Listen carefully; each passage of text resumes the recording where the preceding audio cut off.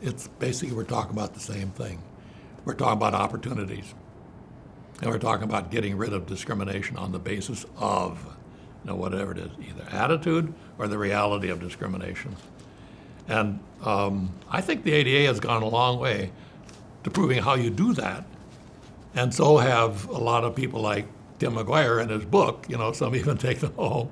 And all the examples that we have in our communities and in our government of people who have succeeded despite their odds, but because someone took down the unnecessary barriers to success.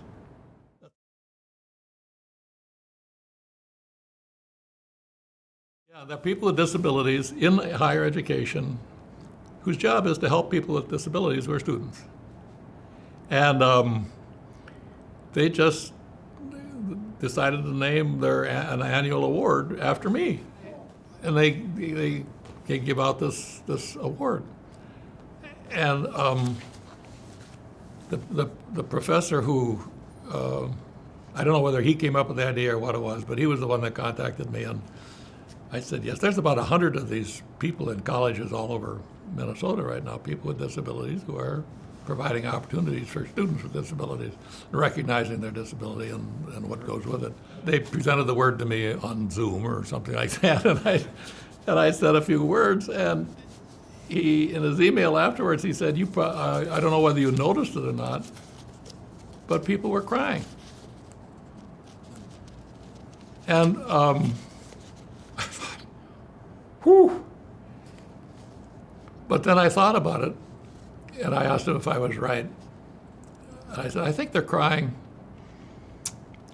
not because I said something that, brought tears, but because today we're living in an environment where the heart is just, the heart and the soul are just too close to the surface.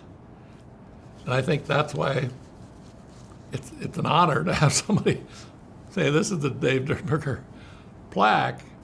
And when I just simply acknowledge what an honor it is to me to receive it from people like this, who use their disability to help other people with their disabilities, and say it's a tribute to the future, it's a tribute to what's possible, not to what can't be done.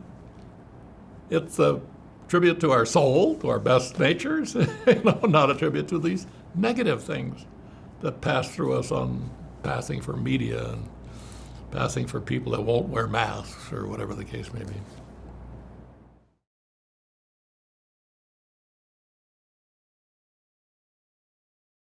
We're living in times in which we're $3 trillion in red ink at the federal government level, and we've got people at each other's throats, and we've got the fake media or the real media or whatever the case may be, and we're spending the money just on keeping, people from going broke. What I've said during the course of this conversation, which is we can't afford not to keep people with disabilities working in this system. I mean, why would you even think of not keeping those people, giving those people just the opportunity to help you and your community and your company and your firm, whatever the case may be, do better at what they're currently doing? And that has to be the answer in the current times. We can't afford not to guarantee equal opportunity to all Americans.